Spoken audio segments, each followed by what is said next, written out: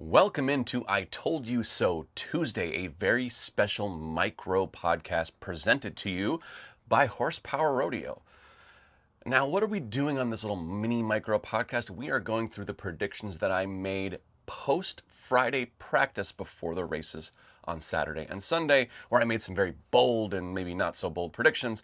And then I tell you, I told you so. Or not. Now, what did I say this last Friday before the Japanese Grand Prix? I made three bold predictions. Prediction number one, I said the Aprilias were going to be nowhere. At that point, Maverick Vinales was P6 in practice. I said I didn't trust him. I said he wasn't going to go anywhere. And I didn't have any faith in anyone riding an Aprilia. The second prediction I made is that I thought the KTMs would be strong, but I thought the VR46 Ducatis would be even stronger. I think a pretty bold prediction, given that Marco Bezzecchi hasn't had much form this year, and Fabio Di Giannantonio, well, he's riding with injury. And finally, my last prediction was that Pecco Bagnaia was going to dominate the weekend, because it seemed like every time Jorge Martin pulled out a points gap, he would either make a massive mistake or Pecco would ride flawlessly. And I said it was going to be the later, that Pecco was going to ride flawlessly this weekend. So let's get into exactly how I did. First prediction, the Aprilia is going to be nowhere. I absolutely told you so. I know you were watching Saturday qualifying and you were looking at me going, Maverick Vinales is on the front row, you idiot. Yeah, he qualified on the front row. I was actually surprised given the mixed conditions throughout the weekend, the track. I was shocked he was on the front row. I was a little worried he might prove me wrong. But come race time on Saturday, the Aprilias didn't disappoint me. They disappointed all of you. Because Aleix Espargaro, I mean, where was he on Saturday? DNF's out of the race. Maverick Vinales follows all the way back to 9th place, gets one single solitary point. I consider this a massive I told you so. From 3rd on the grid to 9th and a DNF in the Saturday sprint. And then let's look at them for the Sunday Grand Prix. It had to be better, right? Have a second chance at that start. Maverick got a worse start on Sunday than he did on Saturday. He ends up DNFing out of the race. And Aleix Espargaro brings home that 9th place flag for Aprilia.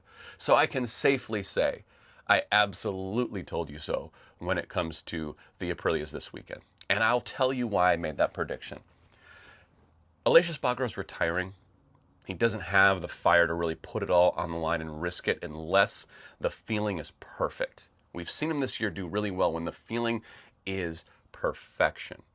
If it's not that, he's not going to risk it. He's not going into retirement all banged up and beat up. That's not how he wants to return to his family.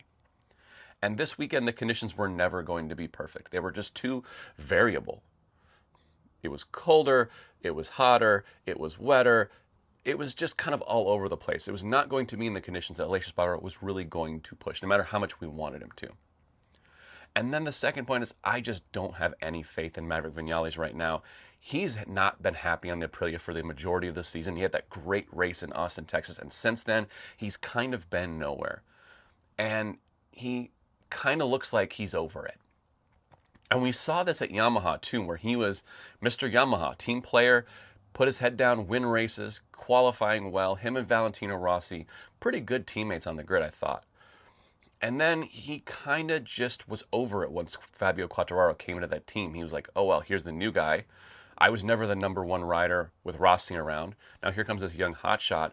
Am I going to get shoved to be the second rider again? And he looked like he was over it. And it looks like that at Aprilia too. Just looking at his body language over there, yeah, he's done. He's ready to move on to the next chapter. So I just don't think they have what it takes to really put it together on Sunday anymore, unless, like I said, the conditions are perfect, and they weren't perfect this weekend. Prediction number 2, the VR46 Ducatis were going to be stronger than the KTMs. Well, this prediction looked like it was absolutely bonkers at the beginning of the sprint race when Pedro Acosta was leading the race and Brad Binder was sitting there in the top 5. But at the end of the day, I kind of told you so. I'll take it. At the end of the Saturday, I kind of told you so. Pedro Acosta crashes. Brad Binder has a mechanical. Fabio Di Giannantonio in the sprint, what does he finish? He finishes in the sprint race. Let's look at it exactly so I give you the exact information. He finishes 6th ahead of Jack Miller. Jack Miller does finish ahead of Marco Bezzecchi, but Digia finishes in front of the top finishing KTM. Granted, I will give you, Pedro Acosta was leading the race. Brad Binder was running really well, but you have to finish the race. Di Giannantonio finished the race in front of Jack Miller. On Sunday, I kind of told you so.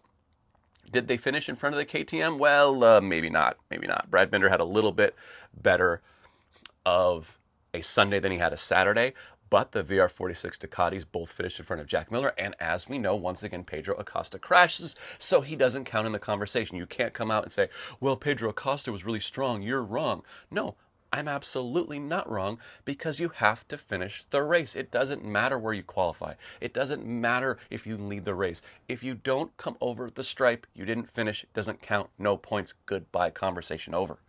So, yeah, I kind of told you so. And I told you on Friday why I thought Di Giannantonio and Bezzecchi, they felt like they're starting to get it.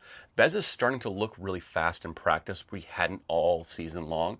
And I know that doesn't necessarily convert to race results, but it's starting to transfer over. It's just starting to. He may get this thing kind of put together by the very last couple weeks of the season. And Di Giannantonio, I do think, is one of the better riders on the grid. He is carrying injury. He needed to shoot himself full of painkillers this weekend. He tried to go out without him. It was a bad idea. And I think without that, he would be one of the top riders in MotoGP. I think we would see him in the top 6, 7 consistently. So an 8th place finish for him on Sunday, riding with that injury, not so bad. And they do finish in between Brad Binder and Jack Miller.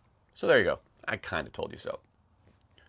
And as far as my final prediction, the big one, Pecco Bagnaia was going to dominate the weekend.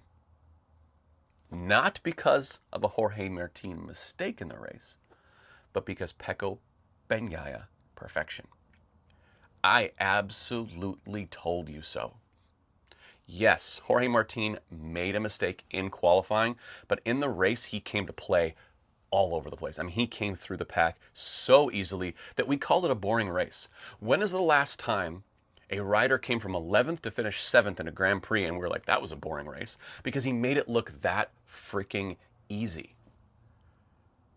And Pecco Bagnaia might have made it look even easier. Okay, in the Saturday sprint, Pedro Acosta crashes in front of him, running too fast, running too hot.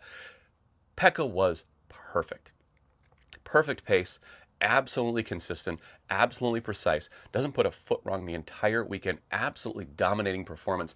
And you all proved it to me. You're the all ones out there saying, oh, it was a boring race. It was a boring race because no one could touch this guy. There was never a question whether or not someone was going to catch him. Even when Jorge was clawing him down, it kind of felt like, yeah, good job, Jorge, but you got nothing for Pecco. You got nothing for him. And that's what I said at the beginning of the race weekend. Pecco was going to claw back some points, and it was because of his own talent, not because of another person's mistake. I was absolutely right. I told you so. Boom, take that one. Now, the really good news is it closes down the championship to 10 points. And it is going to be a frantic, frantic finish. So no matter which side you're on, whether you're like Bo, rooting for Martin, whether you're like others, rooting for Pecco, I think just as long as we have a close finish, it's going to be satisfying for everyone. Let's take it all the way to Valencia. And I'll do a little mini I told you so right now. I think they're going to take this all the way to Valencia. And maybe the guy who's behind the points in that final Grand Prix is going to have the comeback win of MotoGP history in that final race. Maybe they're only coming back from a point or two. Maybe it's not the most amazing comeback, but I think the guy behind in the points going into the last race is the guy who's going to come out and win the whole damn thing. Mark my words. And we'll do a special post-season I told you so to see if that comes true. That's all I got for you. So we're having a little bit of a new programming schedule here in Horsepower Rodeo. On Friday, along with our practice recap video, we're going to be doing practice predictions, post-practice predictions about what's going to happen over the course of the weekend.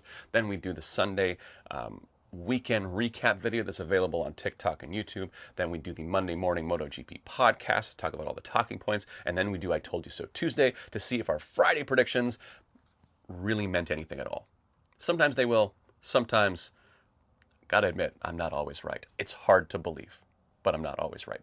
So thank you for joining on I Told You So Tuesday. Please like, follow, share, mash all the buttons here on TikTok. Join me live every post race weekend on a Monday morning MotoGP podcast.